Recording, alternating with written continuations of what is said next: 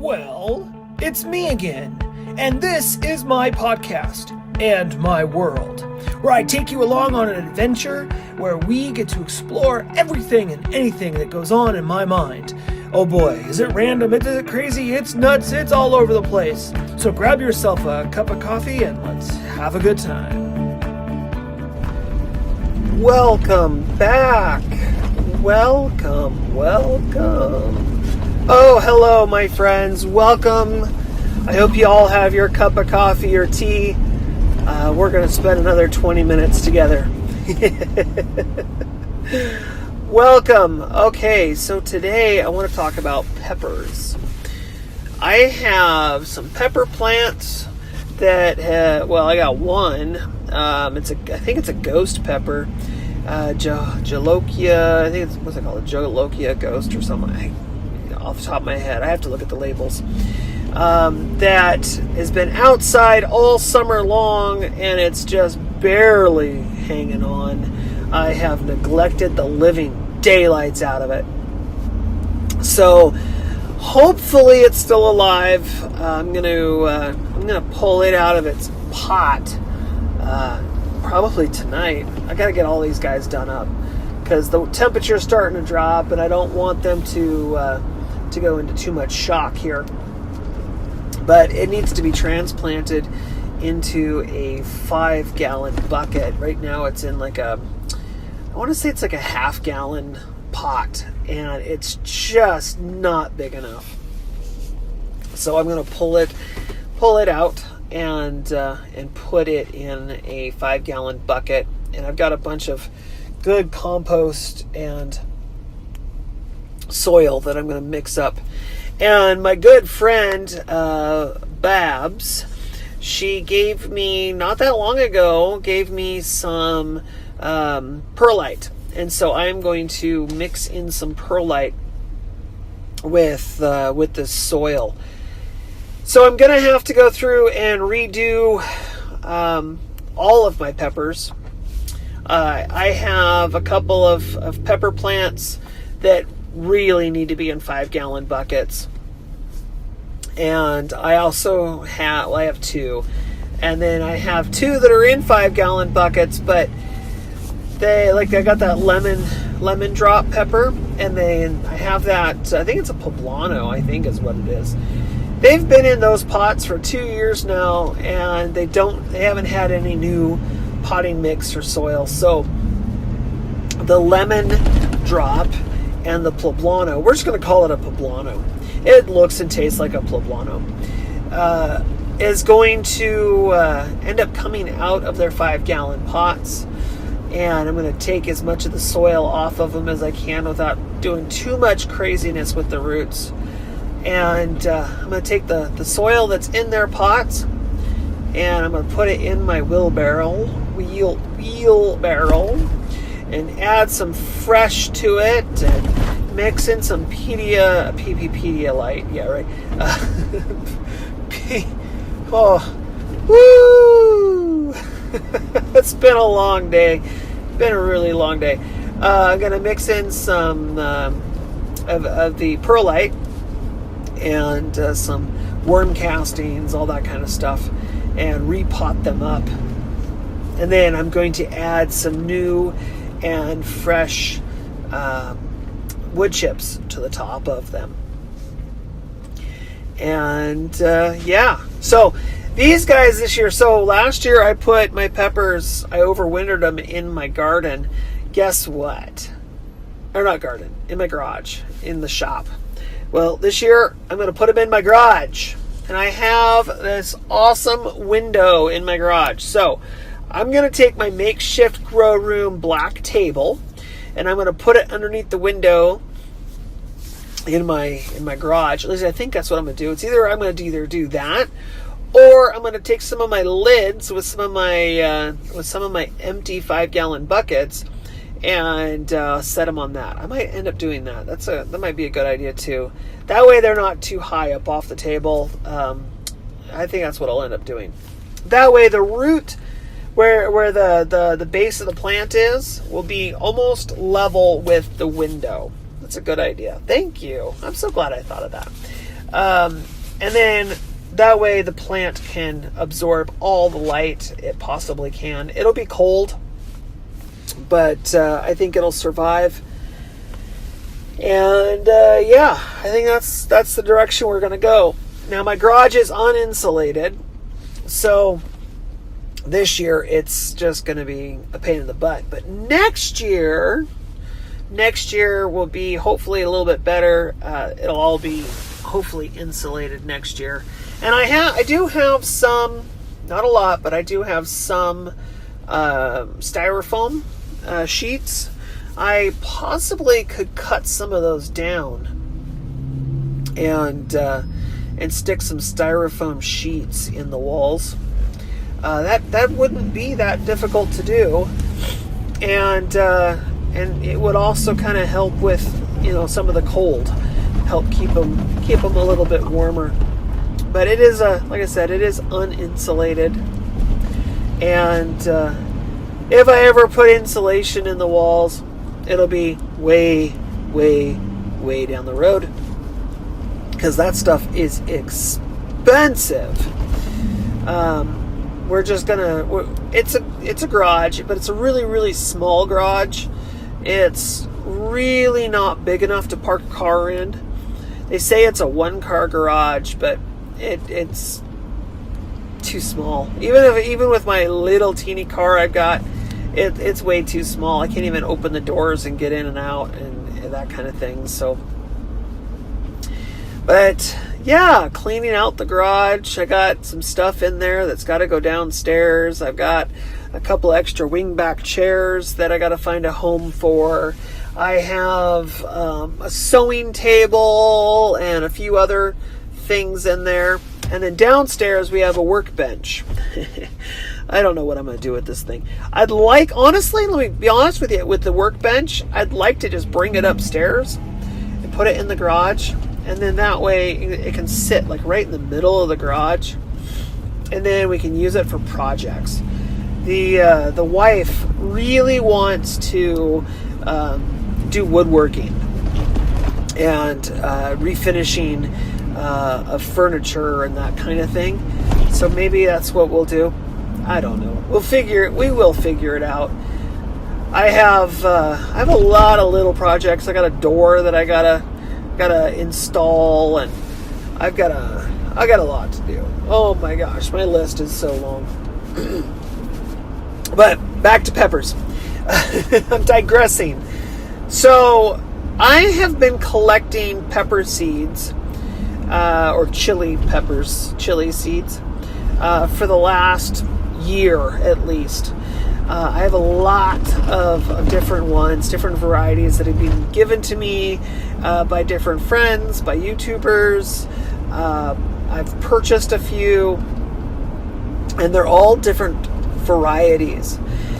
And this coming year, I really, really, really want to end up growing a ton of different pepper plants outside. And I want to grow them in the ground. I have been wanting to grow peppers in the ground for quite some time, and I just haven't done it because I haven't had the space or the ground to do it. And the other thing is, when I find something I like, I want to be able to pull it up out of the ground, or I don't want to have to pull it up out of the ground. I guess that's the other reason I've been using, okay. I've been using 5-gallon buckets to plant my peppers in for a long time. And the biggest reason is because I don't want to have to dig a pepper plant that I really like out of the ground and then put it in a pot and have not only transplant shock, but also try to overwinter it at the same time. And I just haven't had any success over the years. It seems like every time I've ever pulled a plant out of the ground in the wintertime and put it back in a pot, the plant almost never makes it. The only successful transplant that I've done like that I've ever had any luck with was the Carolina Reaper. If you remember, I had this Carolina Reaper for quite a long, long time, and that was the only thing I had success with. but in the very end, it just didn't have all the nutrients, and it didn't have the love, and it didn't have every single thing there was that it needed, and not enough space. Because if you remember, I tried to bonsai it, and yeah, that worked out well, didn't it? So, anyways, my wife wants to use the garage as a wood shop, and I'm totally cool with that. But for this winter, I really need that window. I have to have access to that window to be able to overwinter my plants, because my Four Seasons greenhouse, my greenhouse, isn't going to be finished in time for winter. Maybe next year, but it won't be done by this year. So I need to use it this winter. She may not like it, but that's what's going to end up happening. That's the deal. So sorry, love, but I got to have that window. I have thought about I've thought about a lot of things. I've thought about hanging some of those blankets. They make these, heck, even plastic would work. They make these blankets for moving blankets. And I was thinking about hanging some moving blankets around the window, and put a little space heater in there, so that it would help keep that area warm, so they don't get too cold. That was a thought that I've had. Even hanging plastic around the window would help out tremendously, like a tarp or plastic or whatever, and then using a space heater. I just want to be able to keep my plants alive. I'm very nervous about it. I overwintered them last year, and the garage they were in last year was actually fairly warm. And I guess as long as they don't freeze, they'll be fine. Peppers, if a pepper plant freezes, you might as well consider it dead. So yeah, that's kind of the plan. I don't know how many varieties of seeds I have. I'm sure I've got probably close to 30 different varieties of seeds. The majority of my peppers that I have are hot peppers.